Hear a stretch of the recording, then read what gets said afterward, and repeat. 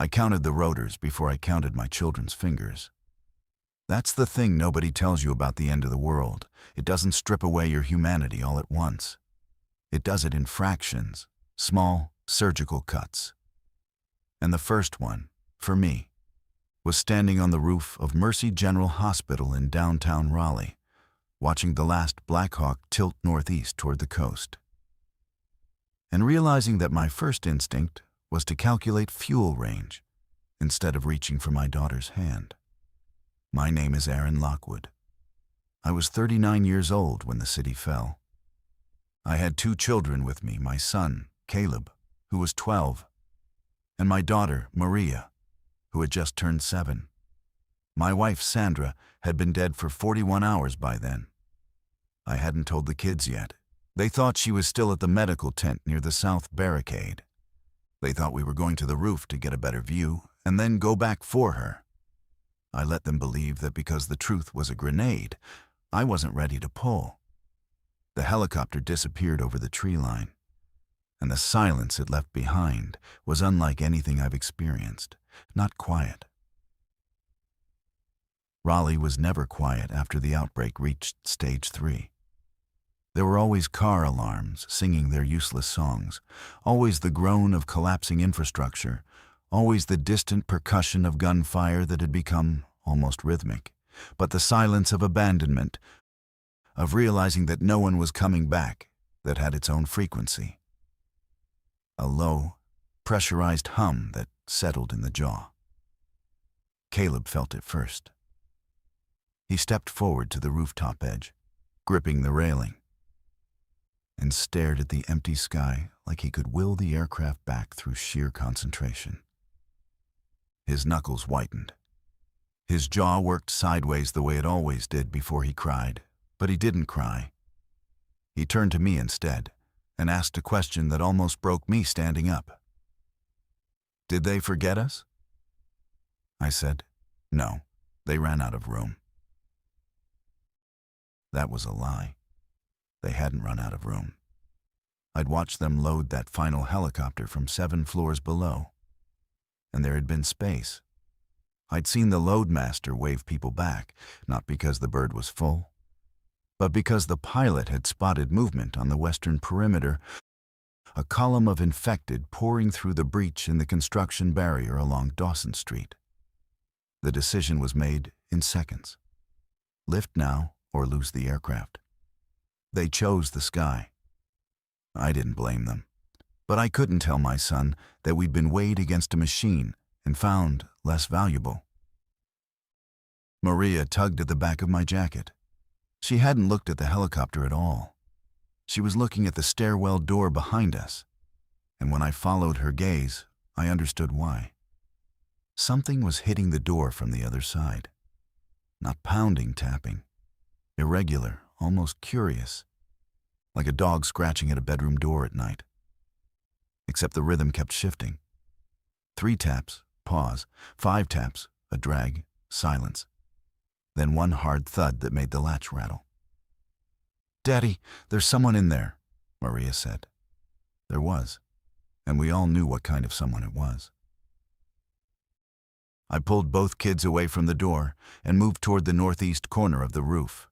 My bag had water for maybe 2 days, a first aid kit Sandra had packed before she got sick, a folding knife, a dead cell phone I kept for the photos, and a hand-cranked flashlight that Caleb had taken from a ransacked sporting goods store.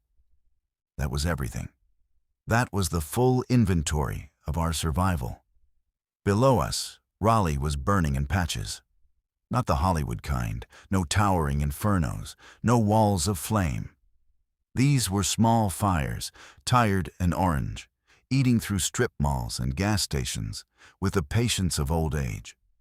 Smoke drifted in gray veils over Fayetteville Street. I could see 3 bodies on the sidewalk near the old convention center, motionless. And beyond them, near the parking structure, shapes that were not motionless. Shapes that moved with that distinctive lurch, the broken compass walk that told you the brain had been rewired for one purpose. I looked at my children. I looked at the door. I looked at the city, and I began planning the most important journey of my life. The stairwell door held for 22 minutes. I know because Caleb timed it on the analog watch Sandra had given him for his birthday, the one with the compass bezel that he'd never used for its intended purpose until now. 22 minutes of that uneven tapping growing into something more committed, more structural. Like whatever was behind the door had learned that repetition was a kind of progress. During those 22 minutes, I mapped our options. The hospital was 9 stories. We were on the roof. The internal stairwell was compromised. The fire escape on the south face had partially collapsed during the National Guard's failed demolition effort. 3 days earlier, they'd tried to create a choke point on Lenoir Street and miscalculated the charges. That left the maintenance ladder on the east wall, a fixed steel climb that descended to the 6th floor mechanical room.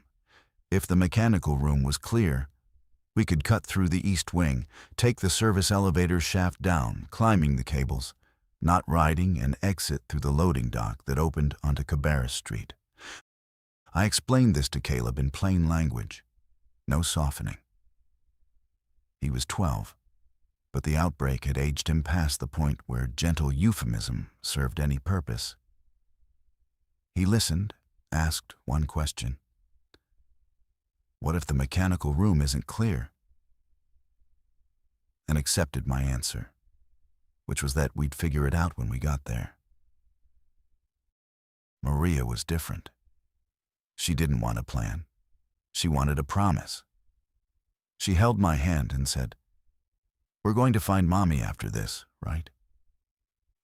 I knelt down, looked into eyes that still held every shade of trust the world had tried to strip from them, and said yes. Another grenade I refused to detonate. Another lie that kept her moving. The maintenance ladder was colder than I expected. August heat had been baking the city for weeks, but the steel rungs on the shaded east wall held the chill of the building's interior. I went first, Maria on my back with her arms locked around my neck. Caleb following above with his teeth gritted and his sneakers squeaking against the rungs. The descent was only 3 stories, maybe 40 feet, but with the weight of a 7-year-old shifting against my spine and the wind pushing us gently against the brick. Each rung felt like a negotiation with gravity. The mechanical room window was intact. Through the grime, I could see industrial air handlers, ductwork, a tool bench. No movement. I used the folding knife to pry the latch. The lock was old. A simple hook and eye that gave way with minimal resistance, and swung the window inward. Warm, stale air pushed out, carrying the scent of machine oil and something else. Something sweet and biological that I'd learned to associate with the infected. Not rot. Exactly, the freshly turned didn't rot. It was more like a metabolic shift, a change in body chemistry that produced an odor somewhere between overripe fruit and copper. I went in first. The room was clear, but the sweetness was there, which meant they'd been through recently. Caleb pulled Maria through the window, and I closed it behind us, rehooking the latch. It wouldn't stop anything determined, but it would slow the careless ones. "Stay close," I said. "No talking unless I talk first. Move when I move. Stop when I stop."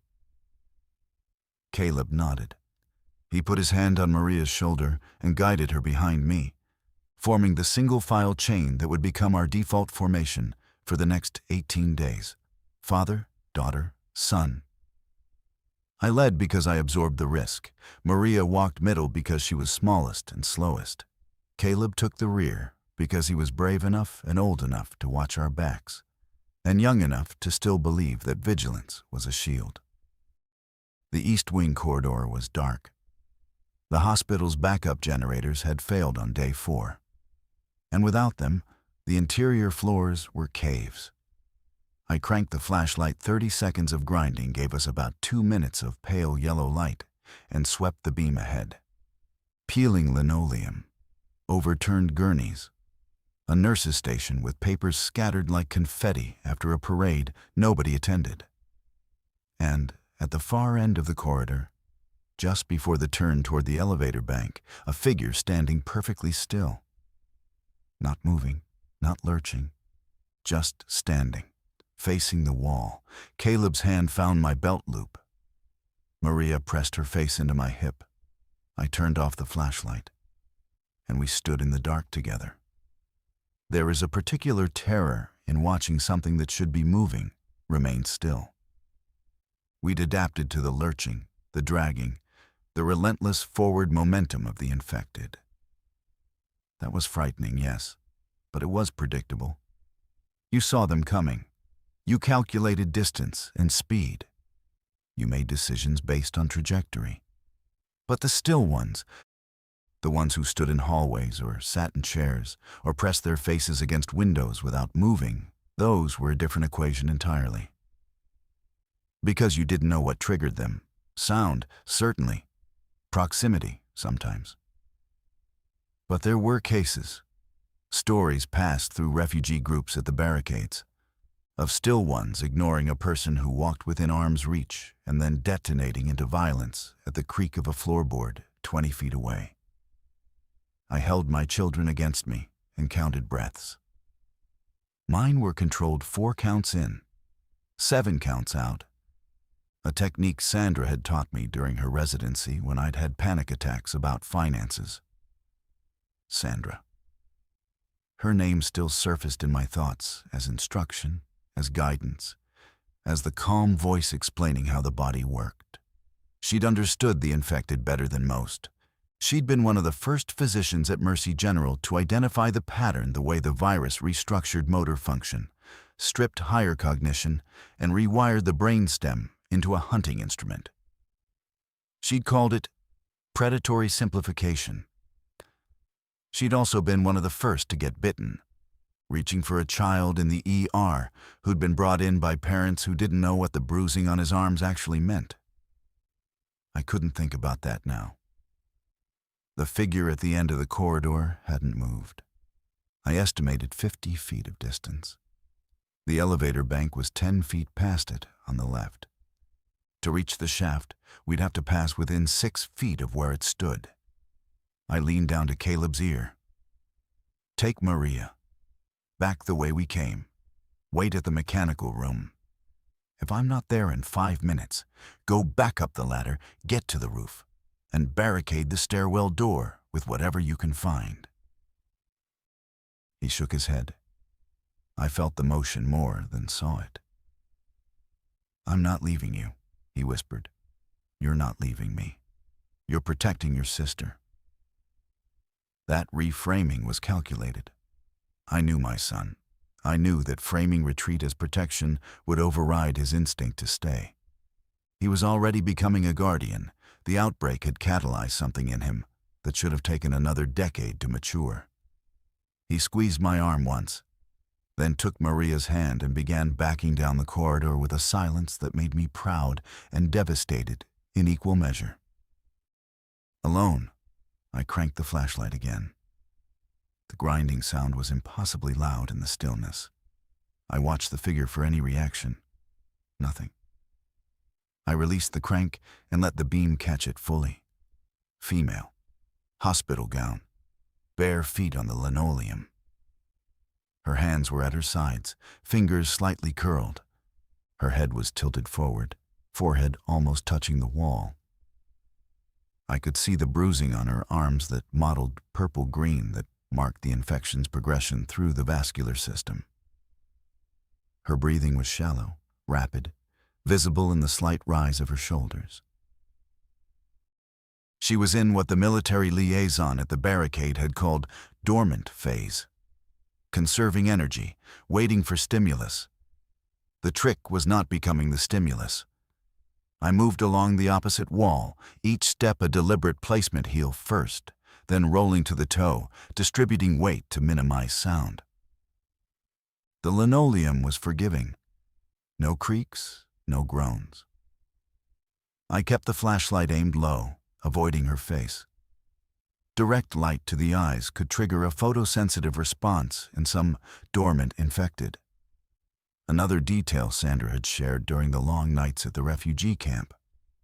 Her voice clinical even, as the world outside the tent collapsed.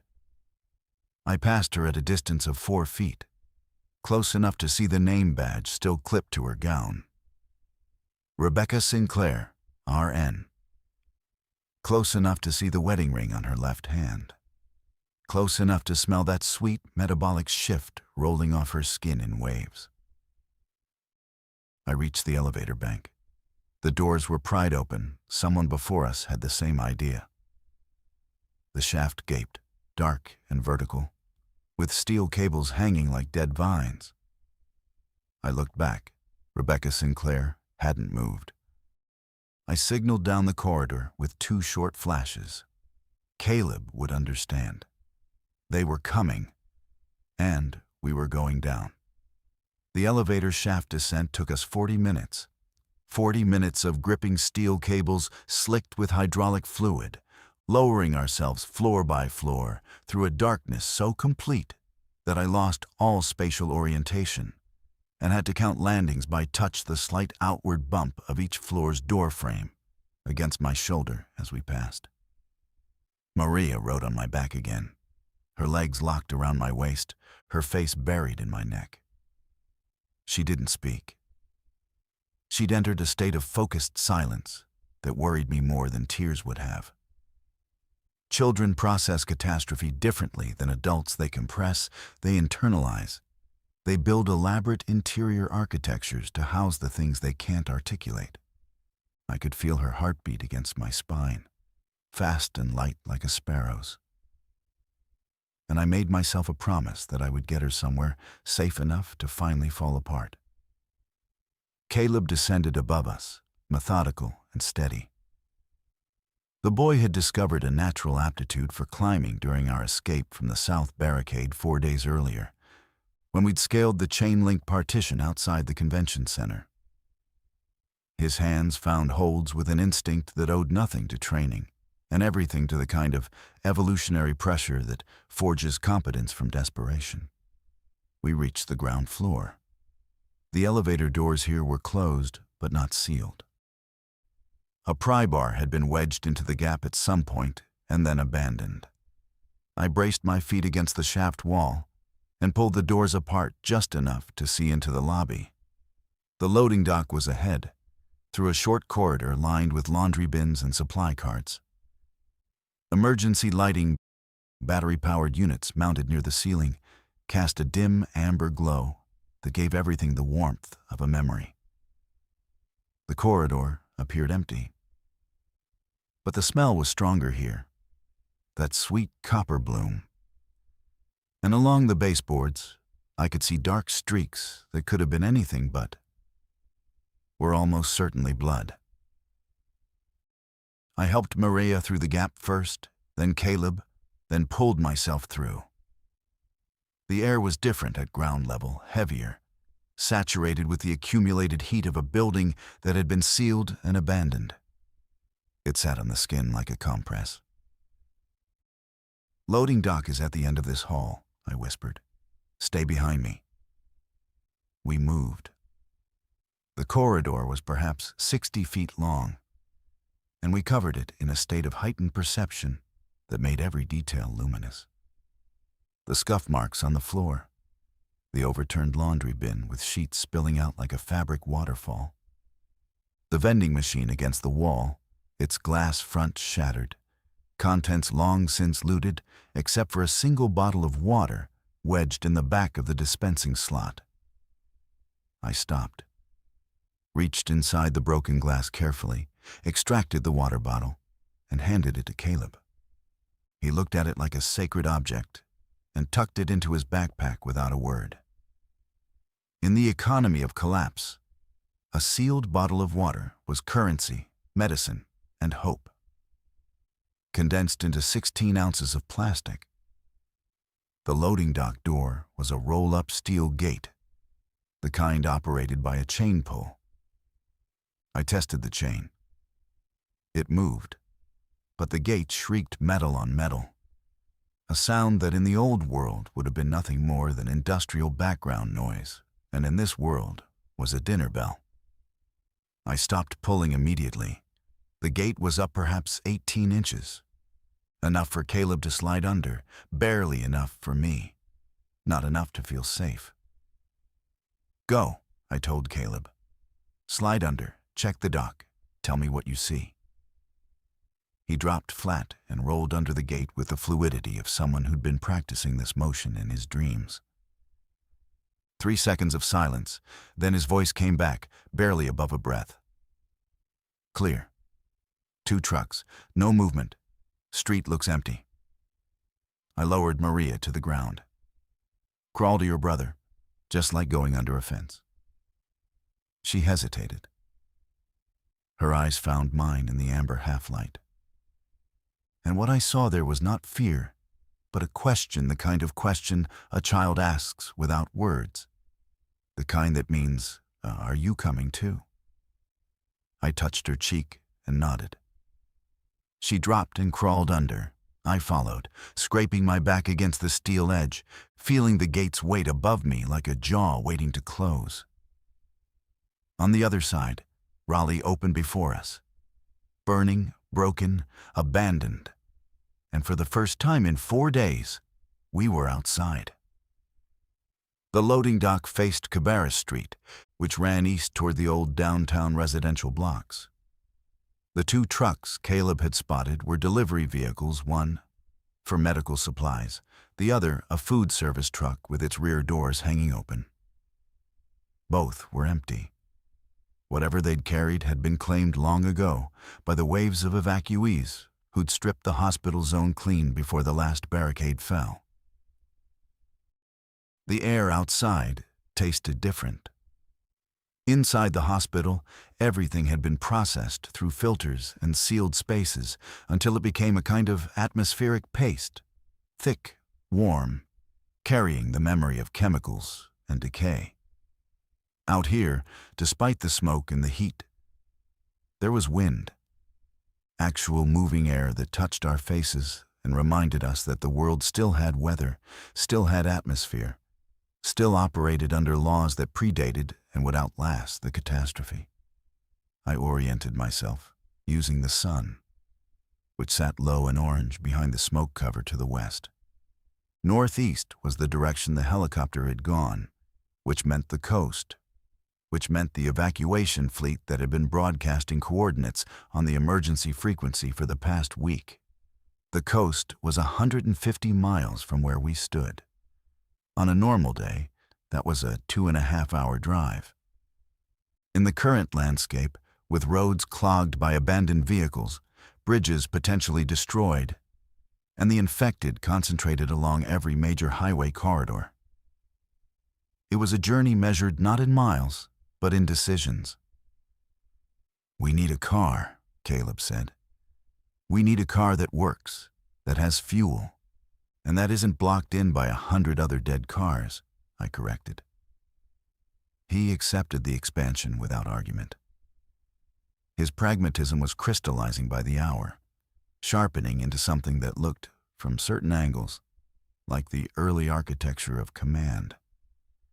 I watched it happening, and felt the contradictory pull of wanting to protect his childhood and knowing his childhood was a country we'd already left. We moved east along Cabarrus, staying close to the building facades, using parked cars and debris as intermittent cover. Maria walked between us, her hand in mine, her steps careful and deliberate. She'd stopped asking about Sandra. I didn't know if this was because she'd begun to suspect the truth, or because the immediate demands of movement had temporarily overwritten the question. Either way, the absence of that inquiry sat in my chest like a stone. 2 blocks from the hospital, we found our first real obstacle. The intersection of Cabarrus and Blount was barricaded not by the military, but by civilians. Someone had pushed cars into a rough semicircle, reinforced with furniture, plywood, and what looked like dismantled shelving units from a nearby hardware store. The barricade was abandoned now, its gates open, its watchtower a stepladder lashed to a truck roof unmanned.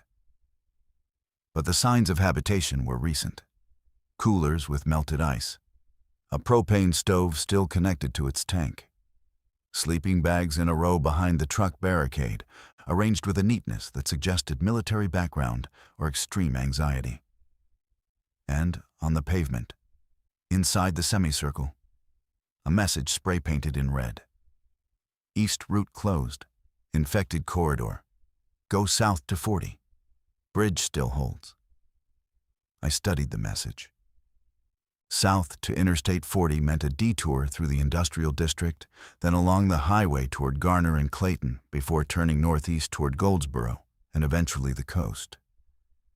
It added 40 miles and cut through territory I knew nothing about, but whoever had painted this message had been here more recently than us, and presumably had intelligence we lacked.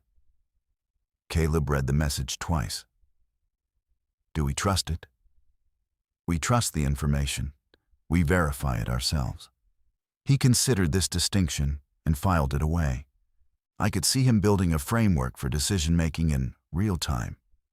Not a child's framework built on trust and obedience, but a survivor's framework, built on conditional assessment and calculated risk. We scavenged the abandoned barricade quickly. I found a sealed package of beef jerky in one of the coolers, a half-full bottle of ibuprofen, and a road atlas actual paper. Actual roads, a navigational tool that didn't require batteries or satellites. Caleb found a tire iron that he tested for weight and balance, with a seriousness that made me want to weep. We left the barricade heading south. Behind us, the hospital rose against the smoky sky, already becoming a memory. Ahead of us, the road to the coast unfolded like a dare. The industrial district south of downtown Raleigh had been a landscape of warehouses, distribution centers, and auto repair shops even before the outbreak. Now it was a corridor of hollow steel buildings, with bay doors frozen in various states of open and closed, their interiors dark and unknowable. The streets here were wider, designed for truck traffic, and the extra space should have felt like relief, but instead created exposure anxiety. Too much open ground, too many sight lines, too many windows, in too many buildings where anything could be watching. We moved quickly. I kept us on the south side of the street where a row of parked semis provided intermittent cover, their massive forms casting long shadows in the late afternoon light. Maria had found a rhythm she matched my stride with two of her own, a quick pattern that made her ponytail bounce with metronomic regularity. Caleb walked 3 paces behind, tire iron in hand, scanning the spaces between trucks with a vigilance that belonged on a patrol, not a 12-year-old.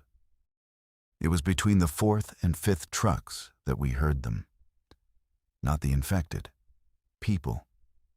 Voices, multiple, coming from inside a warehouse with a green roll-up door that was open about 4 feet. The sounds were conversational, casual almost, punctuated by the kind of laughter that in the old world would have been background noise at a barbecue, and in this world was startling enough to make all 3 of us freeze.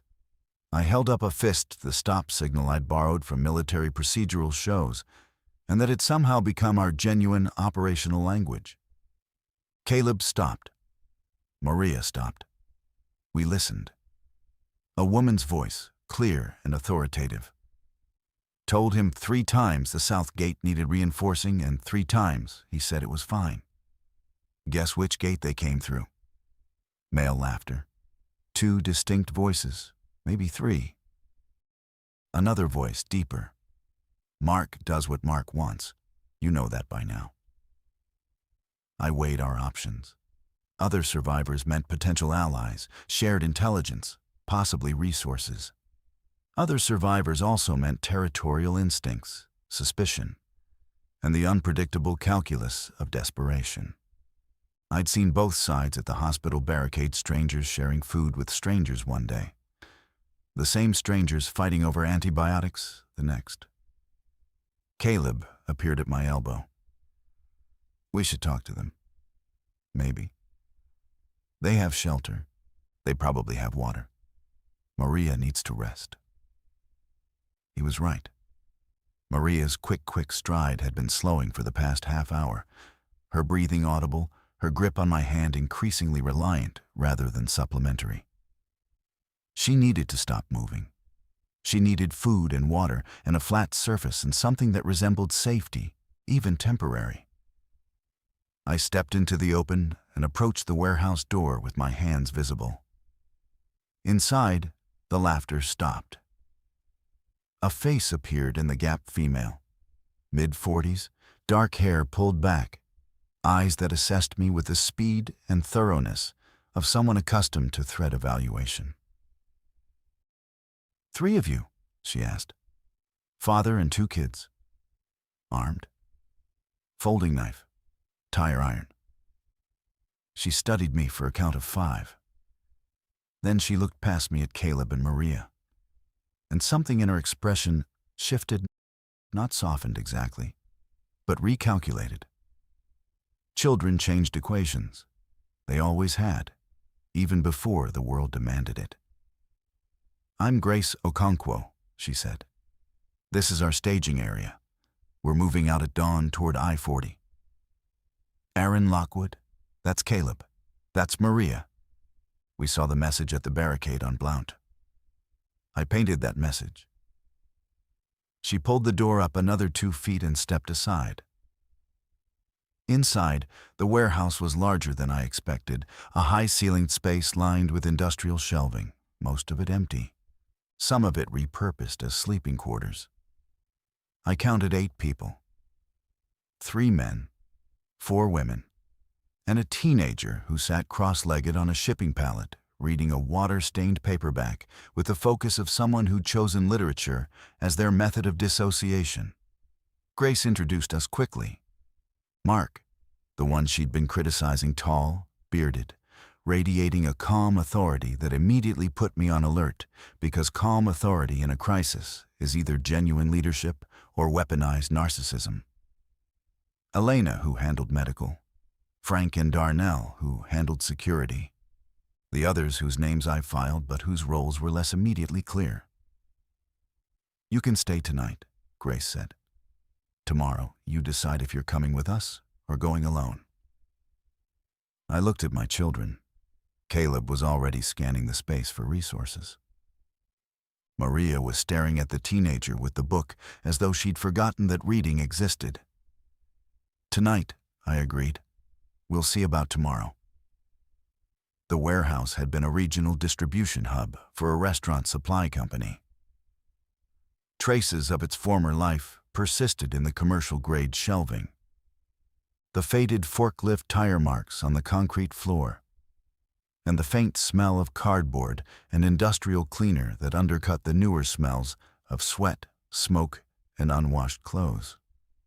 Grace's group had occupied it for 6 days, arriving in stages first Grace and Mark, who'd been part of a larger evacuation column that had fractured when the convoy was overrun near the fairgrounds, then the others, who'd filtered in from various collapse points around the city. The group dynamics were visible within an hour of observation. Grace was the logistical center. She organized watches, rationed food, planned routes, and resolved disputes with a directness that brooked minimal argument.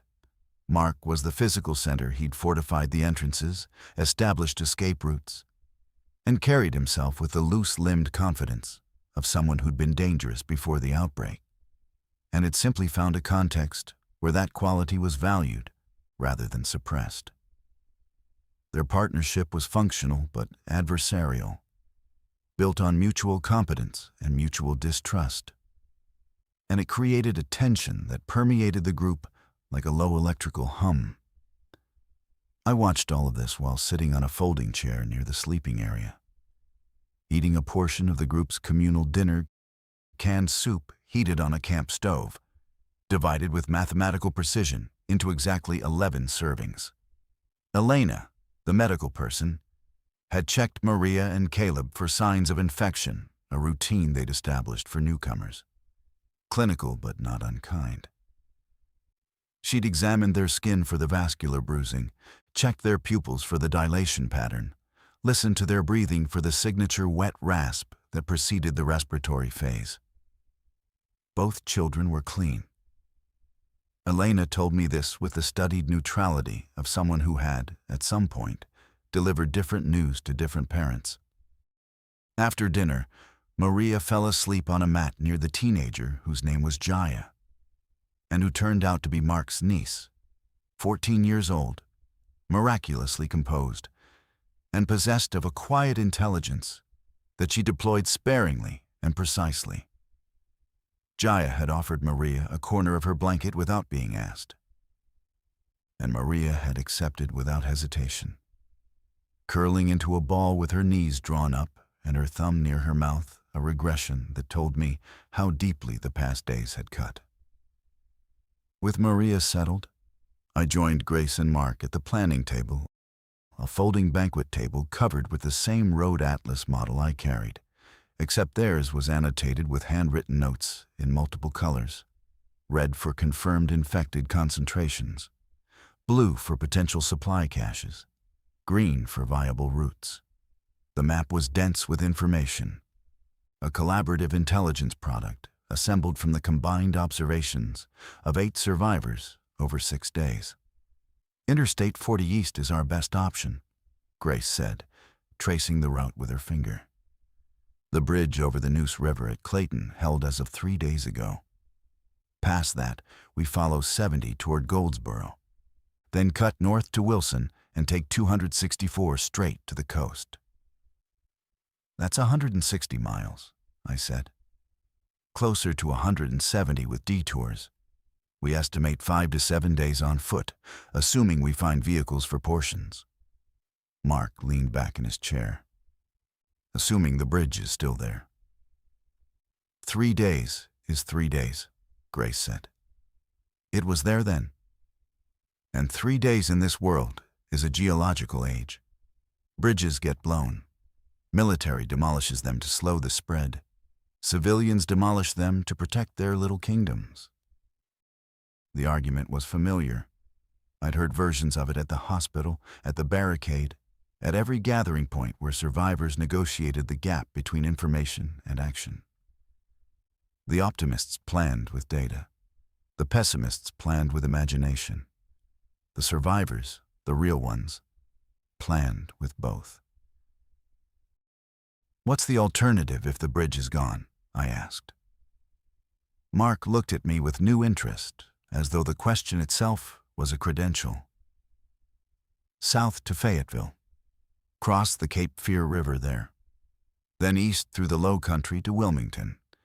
Adds 100 miles and takes us through Fort Liberty, which was overrun 2 weeks ago.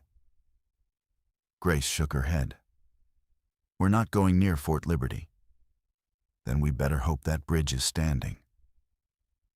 I looked at the map. I thought about my children sleeping 30 feet away. I thought about the 170 miles between us and the ocean. I couldn't sleep. The warehouse had the paradoxical quality of being both safer than anywhere we'd been in days and profoundly unsafe. In its unfamiliarity, different shadows, different sounds, different people breathing in the dark. I lay on a mat near my children and listened to the building settle. To Frank's heavy footsteps on his perimeter patrol. To the distant sound of something wind or movement pressing against the bay doors.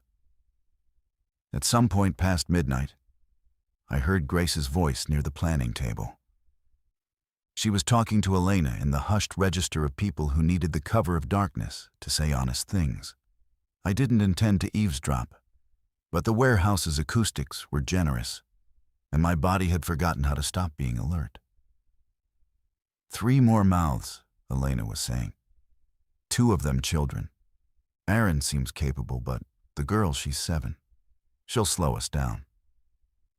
She will, Grace agreed. But we're not leaving children behind. I'm not suggesting we leave them. I'm suggesting we account for it. Our food stretches 4 more days for 8 people. For 11, it stretches less than 3. And we're already cutting portions below what anyone should be functioning on. Then we find more food. Where? Every store between here and Clayton has been picked clean. We're walking through a desert with a shopping list. Grace's response was quiet enough that I lost the words, but I caught her tone resolute, clipped, the tone of someone who had made a decision and was willing to carry its consequences alone. Elena said something else.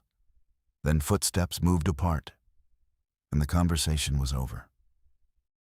I lay in the dark and processed what I'd heard. Maria would slow them down. This was true. My daughter was 7, exhausted, malnourished, and carrying grief she didn't yet understand. She couldn't walk at an adult pace for sustained periods. She needed more rest, more water, more attention. In the calculus of group survival, she was a deficit. This was a mathematical reality, and I hated it with an intensity that felt chemical. In the morning, I made my decision before the group assembled for departure briefing. I found Grace near the bay doors, checking the street through a gap in the steel. "We're coming with you," I said. She nodded, unsurprised.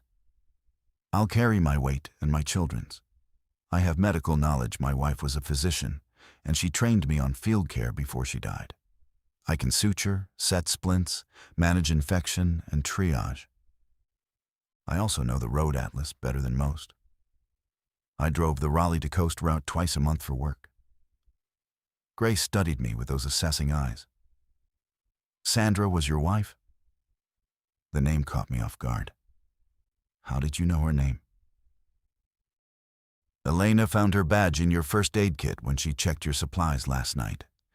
Dr. Sandra Lockwood, Emergency Medicine, Mercy General." I felt my chest constrict. Sandra's hospital badge, I hadn't known it was in the kit. She must have dropped it in there during the final days, when she was still packing supplies, still planning, still believing that preparation could outrun what was already colonizing her bloodstream. "She was one of the first responders when the outbreak hit the ER," I said. "She identified the transmission pattern before the CDC confirmed it. She got bitten on day 2. She lasted until day 5. Grace said nothing for a moment. Then, "My husband was a firefighter, Station 8 on Western Boulevard. They sent his unit into the quarantine zone on day 1 and never sent them back out. We stood in that shared geography of loss. 2 people who had loved someone and had that love converted into a vacancy they'd carry forever." It lasted maybe 5 seconds. Then Grace's operational self reasserted, and she began outlining the day's movement plan. 11 people, 2 children, 170 miles, 5 to 7 days on foot, through a landscape that had been overrun, abandoned, burned, and reclaimed by something that used to be human. I woke Caleb and Maria. My son rose immediately, already scanning the room for threats. My daughter opened her eyes slowly, looked at me, and said, "I dreamed about Mommy." I pulled her into my arms and held her while the group prepared to move. We left the warehouse at dawn. The smoke had thinned overnight, and for the first time in a week, I could see blue sky above Raleigh, pale, indifferent, and impossibly beautiful. The first day of travel covered 11 miles. In the old world, 11 miles was a morning jog for the ambitious, a short bike ride, a negligible fraction of a tank of gas. In the new world, 11 miles was an odyssey of constant vigilance, route negotiation, and the management of 11 bodies moving at different speeds through terrain that actively resisted passage. The industrial district gave way to suburban sprawl south of the city. And the character of the devastation changed with it.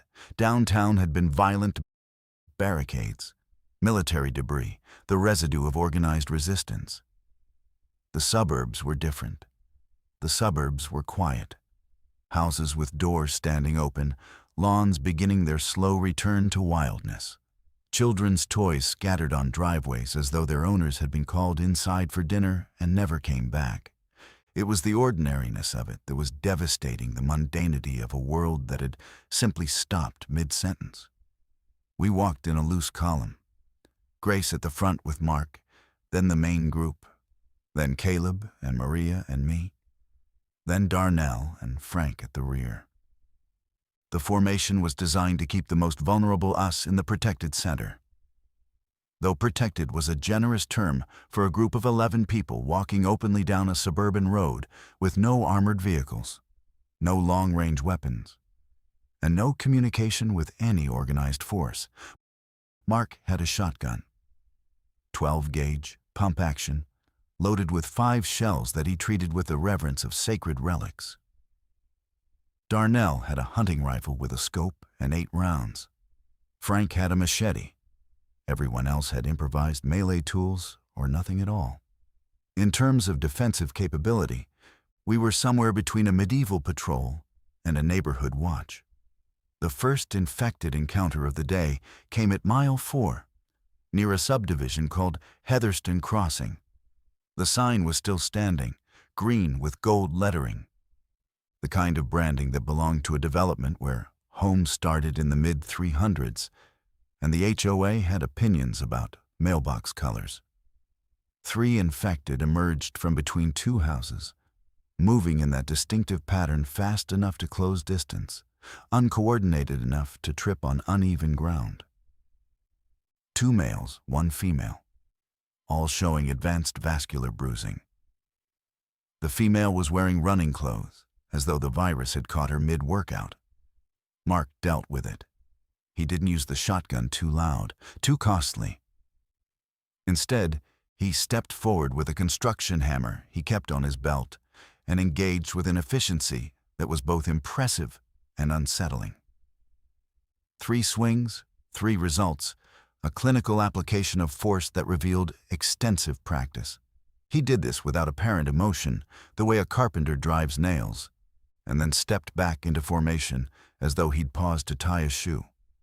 Maria didn't see it. I'd pulled her against me and covered her eyes at the first sign of movement, and she'd allowed the concealment without protest, pressing her face into my shirt. But Caleb saw everything. He watched Mark work with an expression I couldn't read, somewhere between admiration and horror, in that territory where competence and violence overlap. After it was over, Caleb walked in silence for a long time. Then he asked a question that landed in my chest with the precision of an arrow. "Could you do that, if you had to?" I told him yes. I didn't know if it was true. I'd never been violent. I'd been an insurance underwriter before the outbreak, a man whose entire professional life was built on calculating risk, not confronting it. Sandra had been the brave one, the one who ran toward emergencies while I analyzed them from a safe distance. Without her, I was an actuarial table in hiking boots, managing probabilities in a world that had stopped being probabilistic. But my children didn't need an actuary. They needed a father who could swing a hammer if the math failed. At mile 7, we found our first vehicle opportunity, a Ford pickup sitting in a church parking lot with its driver door open and its keys visible in the cup holder. Mark checked the tank, a quarter full, maybe 40 miles. Not enough for everyone, but enough to leapfrog the slowest section of the route. Grace made the call. "Kids ride, Aaron drives. The rest of us walk. We'll meet at the I-40 on-ramp south of Garner." It was the first time since the hospital roof that my children would experience something approaching speed, something approaching escape. The truck smelled like tobacco and pine air freshener, a scent combination so aggressively normal that it momentarily short-circuited my crisis-adapted brain and transported me to a different reality, one where trucks belonged to people who drove them to hardware stores on Saturday mornings, where the biggest decision was which mulch to buy. Maria and Caleb sat in the back seat, and for the first 20 seconds, neither of them spoke. They just sat in the cushioned seats, in a vehicle with a roof and doors and glass between them and the world. And I could see their bodies release tension they'd been carrying so long it had become structural. Then Mariah said, "Daddy, can we listen to music?" The radio produced only static across every band. I tried AM, FM, the weather channels, even the CB radio mounted under the dash. Nothing. The airwaves were as empty as the roads. But the truck had a CD player, and slotted into it was a disc Tom Petty, Wildflowers. I pressed play. The opening track filled the cabin with a warmth and melancholy that shouldn't have been bearable, but somehow was. And Mariah closed her eyes and leaned her head against the window and let the music carry her somewhere I couldn't follow. I drove south on surface streets, navigating by the atlas and by the route notes Grace had shared. The roads were cluttered but passable of abandoned cars pushed to the shoulders by someone, possibly military, possibly other survivors with the same idea. I drove at 20 miles per hour, slow enough to stop for obstacles, fast enough to outrun any infected on foot. The quarter-tank gauge needle watched me like a disapproving eye. We reached the I-40 on-ramp near Garner in 40 minutes. The highway was worse than the surface streets. 3 lanes in each direction, and both sides were clogged with vehicles, a frozen river of evacuation traffic that had simply stopped at some point and never resumed.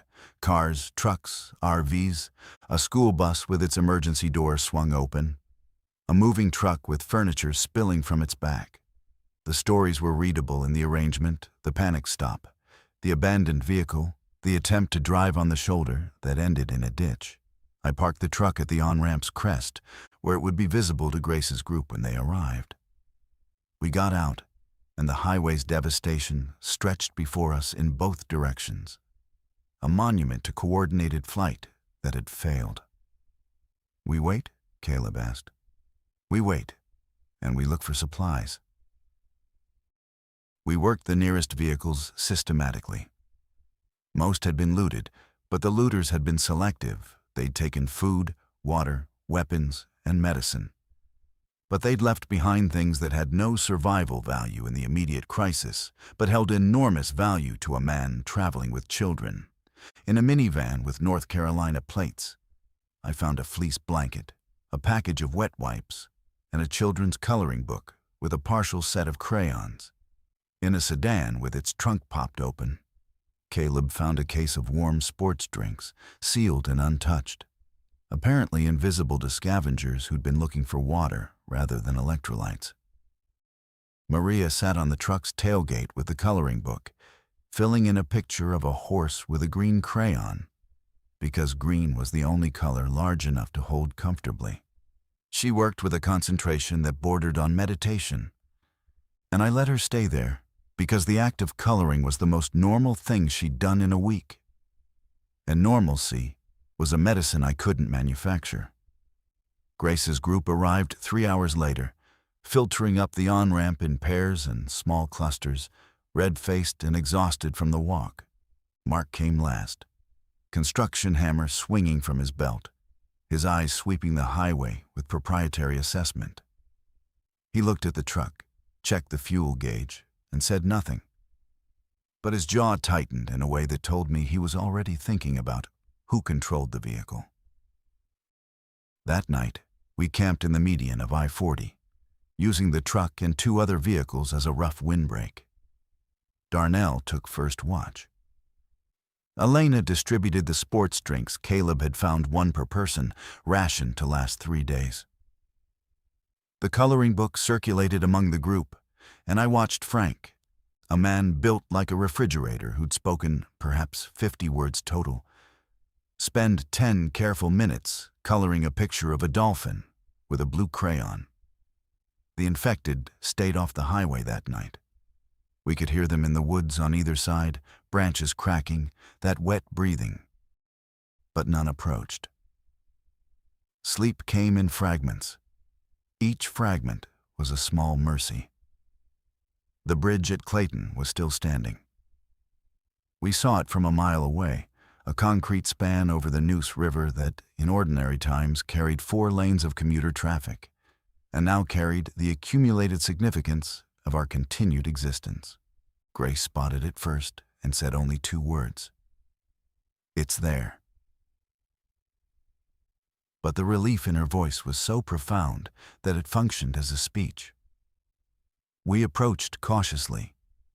The bridge was long enough that we couldn't see the far side clearly from our approach angle, and the possibility of ambush, human or otherwise, demanded respect. Mark and Darnell went ahead on a scouting walk, while the rest of us waited behind a jackknife tractor trailer that provided both cover and shade. During the wait, Maria approached me with a directness that I'd learned to recognize as the precursor to the questions I dreaded. "Daddy, when are we going to get Mommy?" I knelt down. Caleb was within earshot, sitting on the trailer's running board, and his hand stilled on the tire iron he'd been cleaning. He didn't look up, but his attention shifted with the physical quality of someone bracing for impact. "Maria, come sit with me." She sat. I took her hands. They were so small that both of them fit inside one of mine, and the fragility of that geometry almost unraveled me. "Mommy got very sick at the hospital. Do you remember she was helping the sick people?" "She's a doctor." She was a doctor, the best one, and she was helping people who were very, very sick. And one of those people accidentally hurt her, and the sickness went into her body. Maria's eyes were processing, running the information through a 7-year-old's interpretive framework, looking for the trajectory, the resolution, the part where the story turned and became okay. Did the other doctors fix her? They tried. They tried everything. But the sickness was too strong. Is she still sick? This was the threshold. Every parent who has ever delivered this news knows this exact moment, the membrane between their child's world with the loved one in it and the world without. The membrane you're about to rupture with words that can never be unsaid. "Mommy died, sweetheart. She died at the hospital, and she isn't coming back." Maria didn't react immediately. She looked at me with an expression of absolute stillness, as though her face had become a photograph of itself. Then the stillness broke, and what came through was not a scream or a sob, but a sound I'd never heard from her. A high, thin keen that seemed to come from a place deeper than her lungs. A sound that was the auditory equivalent of a foundation cracking. Caleb was beside us in a second. He wrapped his arms around his sister without a word, and the two of them held each other on the asphalt shoulder of Interstate 40, while the world they'd known completed its collapse. I put my arms around both of them, and became the outermost shell of a grief that had 3 layers and no resolution. Grace appeared at a respectful distance. She didn't speak. She didn't approach. She simply stood and watched, providing the kind of witness that catastrophe sometimes demands: someone to acknowledge that the breaking is happening, that it is real, that it is seen. Mark returned from the bridge with a report. Clear on both sides, no infected visible, some structural damage on the east abutment, but nothing that compromised the span. The crossing was viable. I heard the report through the fog of my daughter's grief. I filed it in the part of my brain that was still operational while the rest of me held my children and let them mourn in the median of a dead highway. When Mariah's keening finally subsided into hiccuping sobs, Caleb pulled back and looked at me with eyes that had aged a decade in 10 minutes. "You knew this whole time," he said, not accusing, stating. "I did." "Why didn't you tell us?" "Because I needed you both to keep moving. And I needed to find the right moment, if there was one. He considered this, evaluated it, added it to his growing framework of what survival costs and what it takes from you in the process.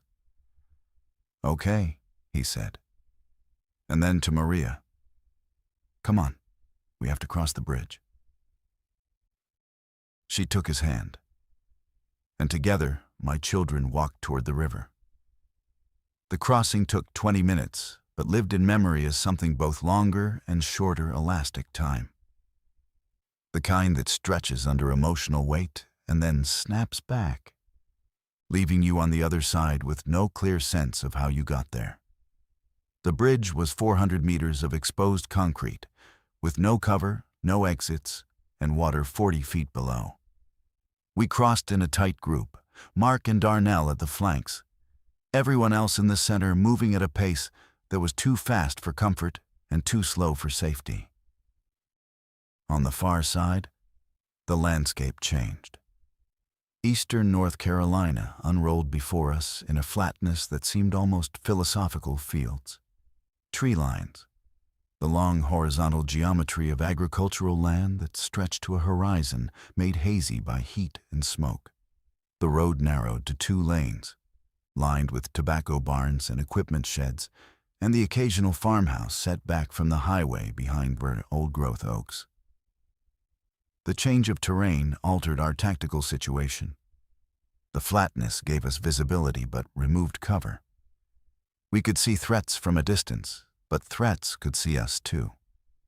Grace adjusted the formation, wider spacing, more scouts, faster pace during exposed stretches, concentrated rest during covered ones.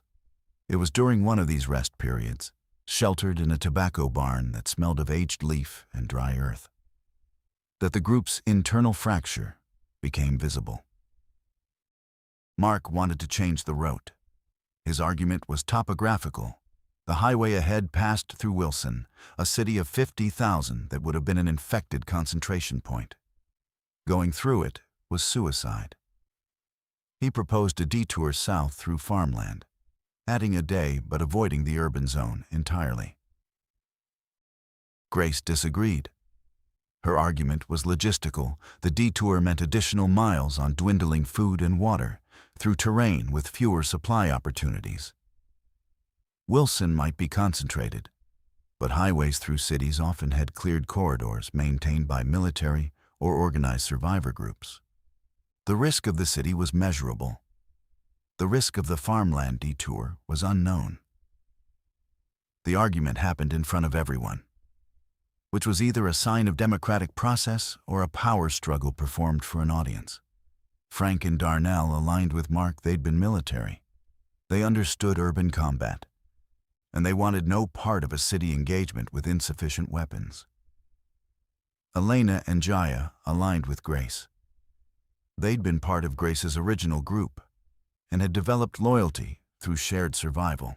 The remaining members were undecided, watching the argument unfold with the anxious attention of people who understood that the outcome would determine whether they lived or died. I was the tiebreaker, and both Grace and Mark knew it. Not because my vote carried more weight, but because I was new enough to be seen as neutral and old enough to be seen as rational. They both turned to me at the same moment, and I felt the weight of 11 lives settle onto a question I wasn't qualified to answer. I looked at the atlas. I studied the routes. And then I asked a question neither of them had considered. What about the railroad? The CSX rail line paralleled the highway through Wilson, but ran along the city's northern edge, through industrial zones rather than residential areas.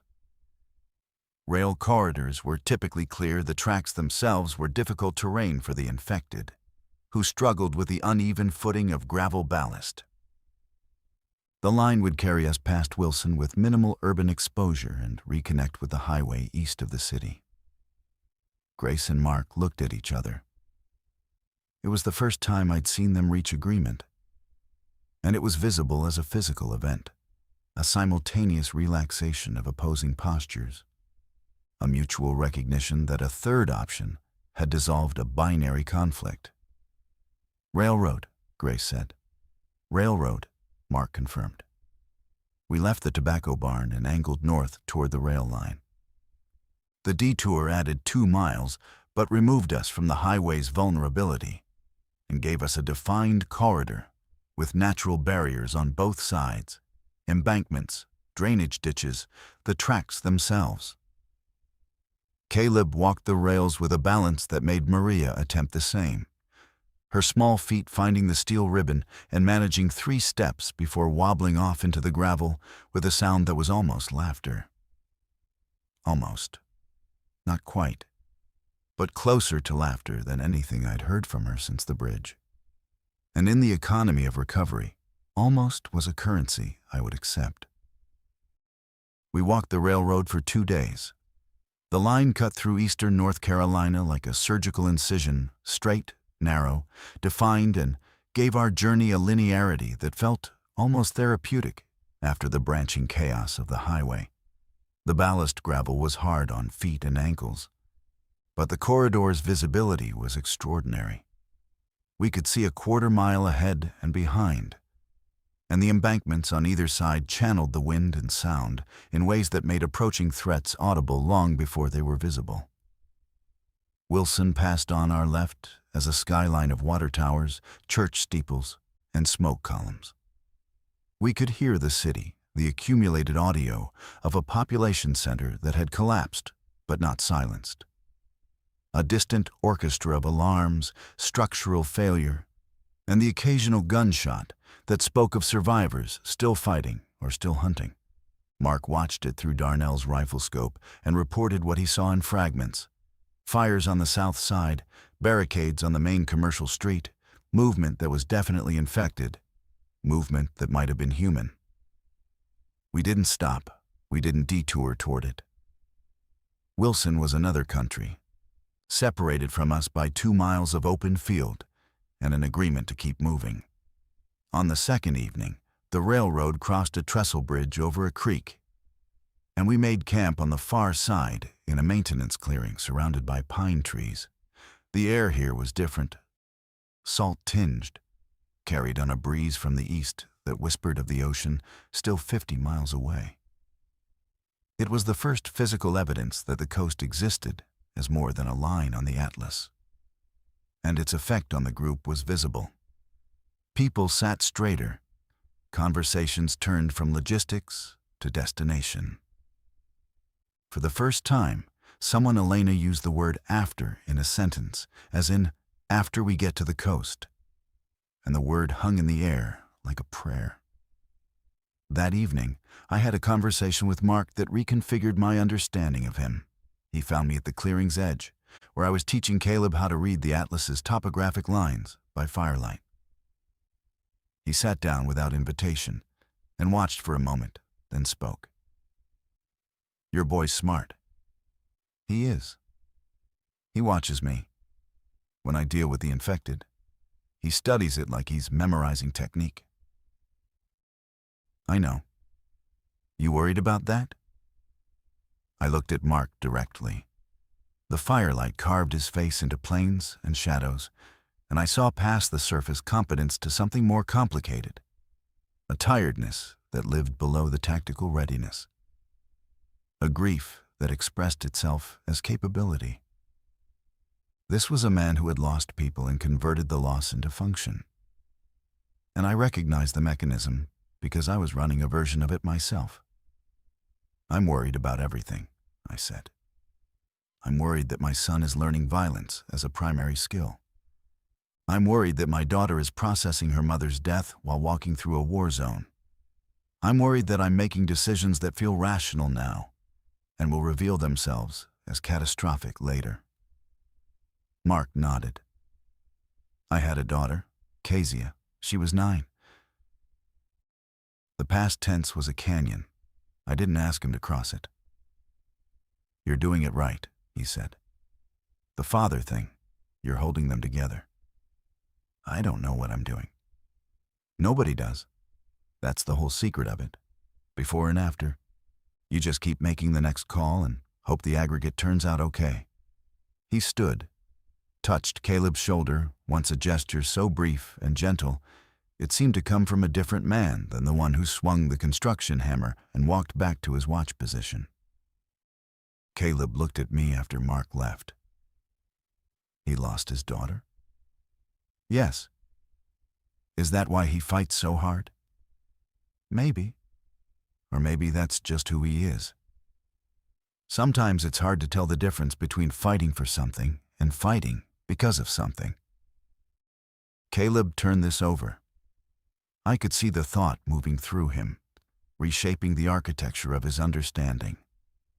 He was building a theory of human behavior in real time, and the construction materials were loss, observation, and the slow recognition that adults were not the completed structures he'd always assumed, but ongoing projects, full of cracks and provisional reinforcements. He went back to the atlas. The fire crackled. 50 miles east, the ocean waited. The final approach to the coast was the most dangerous stretch of the entire journey.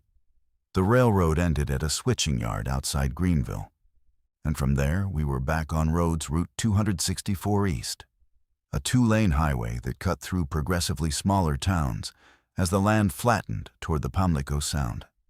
Each town was a risk assessment. Each intersection was a decision tree. And the infected presence, which had been sparse in the agricultural corridors, intensified as we neared population centers, drawn, we theorized, by the same coastal evacuation routes that had funneled thousands of people through these bottleneck towns in the outbreak's early days. Outside the town of Washington, we lost Frank. The circumstances were sudden and banal, which is how most losses in the New World occurred, not in dramatic last stands, but in moments of inattention, meeting moments of bad luck. Frank was checking a vehicle for fuel. The infected was in the back seat, dormant, invisible through the tinted windows. Frank opened the driver's door, and the motion triggered the thing in the back.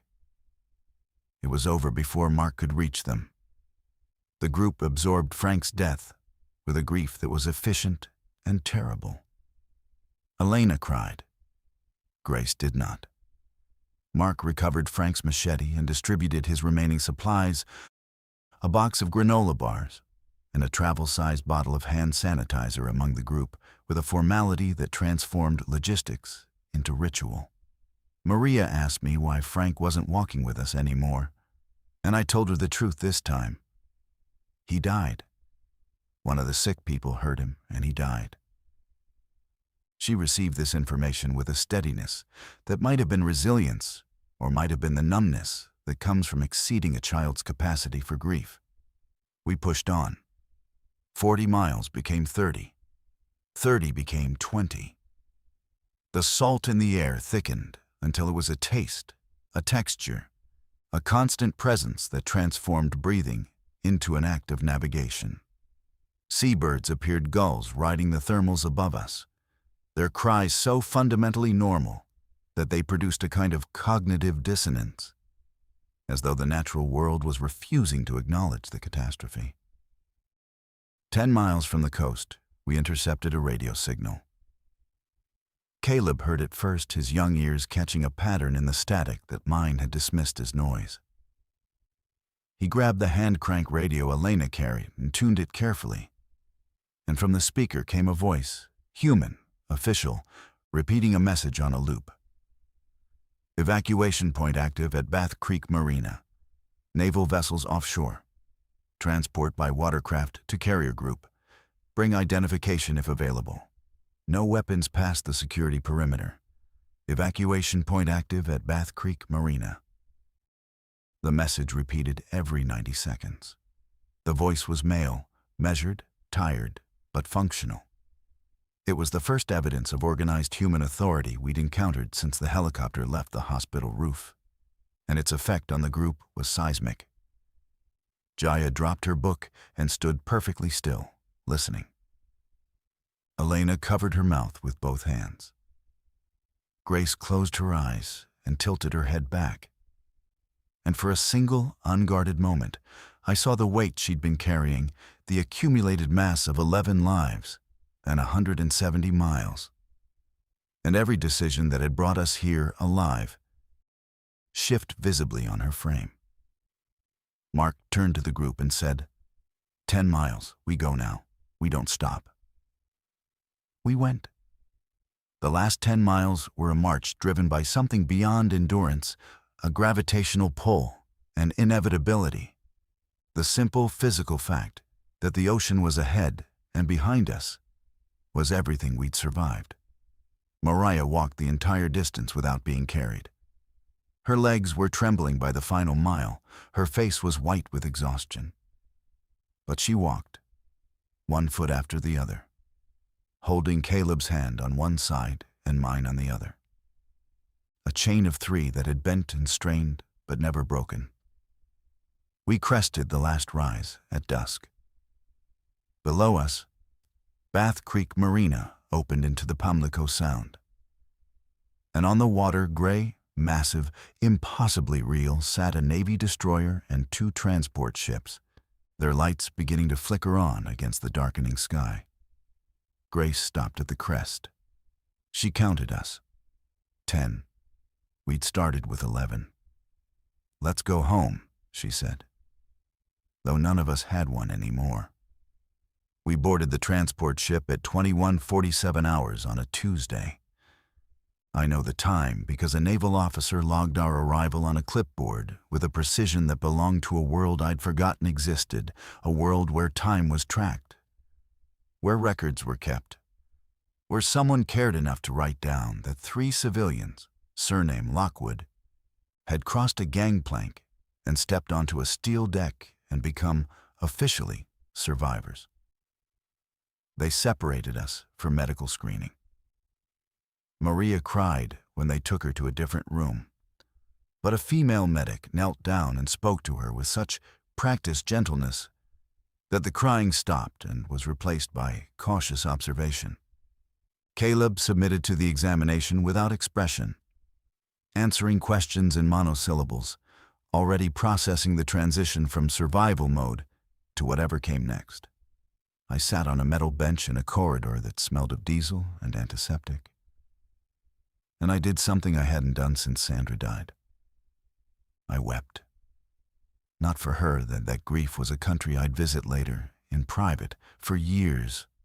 I wept because my children were alive.